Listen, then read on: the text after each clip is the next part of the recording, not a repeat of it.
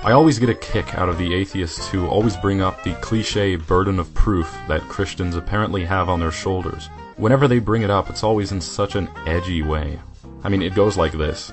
Well, you're the one claiming a God exists, so the burden of proof lies on you, not me. It only seems like a cliché because we have to keep saying it to you, because it's a burden you never answer.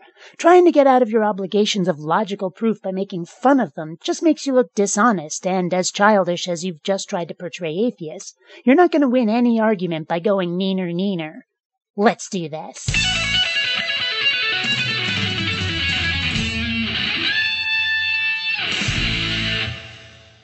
Greetings, fellow space travelers. BionicDance here. It's pretty obvious that theists don't much care for the burden of proof, which I can understand. Nobody wants that kind of pressure. They seem to think that this is, or ought to be, a level playing field where each side has as much to prove as the other, but they can kick and scream as much as they like. No tantrum is going to change the fact that it's their job to prove God is real, not the atheists to show he's not. What a lazy and ineffective way to challenge someone's beliefs. First of all, you're trying to escape the necessity of doing any thinking yourself. I have to prove to you that God exists? If you want to get someone to agree with you, yes. And last I checked, that's pretty high up there on the Christian to-do list. Except, of course, that they expect us to just take it all on faith. That we don't seems to be quite frustrating to them, and to me at least makes them seem like the lazy ones. I'm happy to inform you on matters of Christian faith, history, and theology. If you don't accept what I have to say, I will move on. But what if our response to what you have to say is to point out flaws in it? Are you not prepared to have your views challenged? We're not going to just say, nuh-uh. We're going to say, nuh-uh, because, and then give you some damn good reasons why your logic fails or your evidence doesn't hold up. If we do, are you prepared to say to yourself, I never thought of that, and then let that new information affect your views? Or will you just, as you say, move on, never allowing anything to shake your position? How honest are you with yourself? But what about you? You make no claims of your own? Come on. If you think the Earth is billions of years old, if you think it's okay to murder babies in the womb, if you think humans are just animals, or if you think that there's no evidence for God's existence, all of those claims require reasoning and evidence on your part. The problem is, those are all separate topics. Reproductive freedom has nothing to do with whether or not we think a God exists. That's your objection to abortion. And if you can't prove a God exists, it's an objection not worth discussing. But the age of the Earth? The 6,000 years idea is your claim, your burden. That humans are more than just animals? That's your claim, your burden. As to there being no evidence for God's existence, that's a very simplified description of the problem. The messianic maniac, and the only legitimate reason for not being subscribed to TMM is having never heard of his existence, often says that he doesn't even know what a God is in the first place. And while I understand what he's getting at, I don't 100% agree. Religions often describe their gods, and after having done so, those descriptions can be examined. When you're told there is no evidence for your God, it's on the basis of what your religion claims about your God's nature. We've looked for what you said exists, and it's not there. In other words, you're being told that you've failed your burden of proof. And regardless, what you're doing is trying to change the subject. If you want to discuss abortion or the age of the Earth, fine, but we'll do it separately from whether or not your God exists, especially since your arguments on those other topics hinge on whether or not your God is real.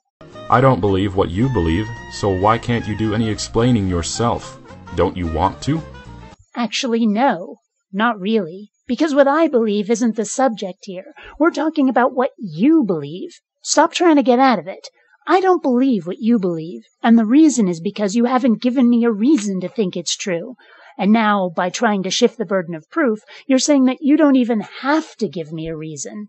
To change my mind, you have to show me that your beliefs are true. To change your mind, I only have to show that your reasons for your belief are baseless. Or at least that should be all I have to show. Either way, I don't have to prove what I believe to show that what you believe is horseshit. That's how the burden of proof works. This is why I continue to believe that atheists only exist as a product of a lack of knowledge about God and His true church, not because they learned anything significant that turned them into atheists. It's what they didn't learn. And there's nothing to learn about atheism. There's no dogmas, there's no rules, nothing. And when you try to challenge most atheists, they throw that pathetic phrase in your face. You're the one claiming a God exists, so you prove to me and then I'll believe. Well, how else is it supposed to work, Skippy? Are we supposed to go, you're the one claiming a God exists, so don't prove jack shit and I'll believe you? Seriously? And you say you want to challenge atheists, but there's no dogma to attack. Well, here's news. The way to challenge atheists is to prove to them the truth of what you believe. How else do you expect to convince somebody something exists? I get it. You don't like it that atheism isn't vulnerable in the same way religion is, that you can't put us in the spotlight the way we can do to you. Life isn't fair. Get used to disappointment. But then, this happens to you. You try to get certain atheists to explain themselves. Okay, what the fuck? That is the second time in as many days a theist has put an out-of-context bit of one of my videos in their own. I guess I'm just that awesome. Also, hey, a rare glimpse of my ugly mug. My sincerest apologies. You try to get certain atheists to explain themselves, and they start whining, You're shifting the burden of proof. No! Study some history. Christians have been providing evidence and reasoning for God's existence for thousands of years, and that is why there's more of us than you. We are willing to teach and offer reasons for why we believe.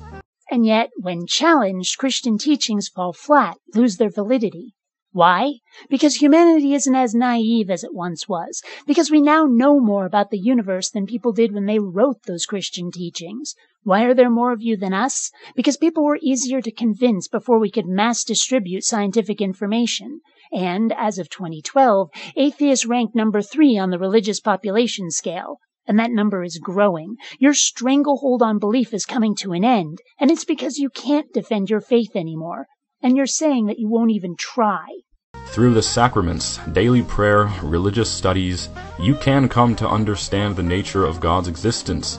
Understanding the nature of God's existence isn't the problem. Proving that existence is more than just fiction whose fans have gone way overboard is the issue here. Like my friend Christopher from Missing the Mark here on YouTube once said in a conversation, if I wanted to learn more about chemistry, I wouldn't find a person with a degree in chemistry and start viciously arguing with them. I would find a class on chemistry and study it myself. I would find a professor of chemistry and politely ask him questions so that I can learn more about the subject. And you both fundamentally misunderstand what's going on here. To use your analogy, you are not chemistry professors. You are people who've said, here is something certain chemicals can do. And we are people who've said, show us. And you reply, no, just take our word for it. And we say, no, we're going to investigate.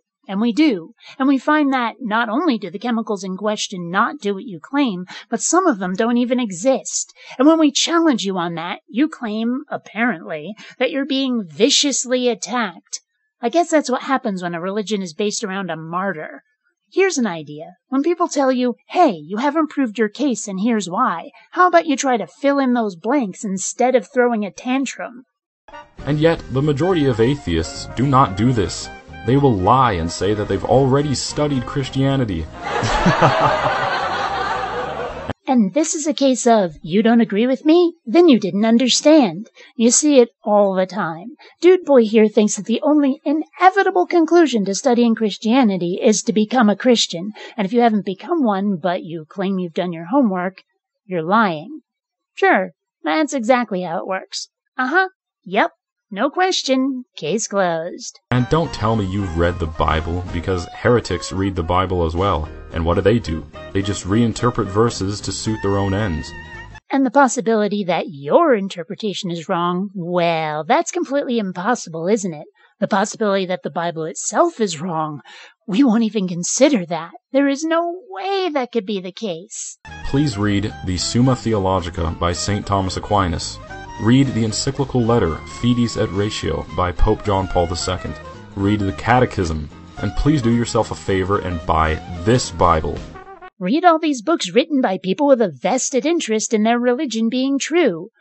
You'll pardon me if I decide to get a few rather less biased reviews, thank you very much indeed. It's been a huge help for me, and it's the Archaeological Bible, which cross-references sources from Scripture with extra-biblical sources. If you're someone who just doesn't appreciate the Bible, maybe this version of it will blow your mind a little. It's amazing how much extra-biblical sources confirm what the Bible says happened in history. There are a lot of books out there that contain historical events as part of what transpires, including religious texts that aren't from the Abrahamic faith. Why should I trust yours and not theirs? And what about all the things in the Bible that are demonstrably not true? Are we to ignore those or decide they're just symbolic or metaphorical? I don't think so. You don't get to cherry pick. So anyway, that's pretty much all I've got for this video. If that's all you've got, then I'll just take my leave of you with this. Good day.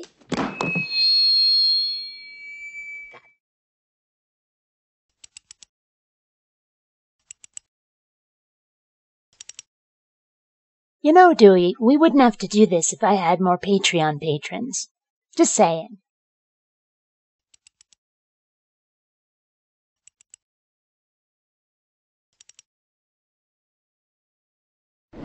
And remember, if it can't be in your hand, it's all in your head.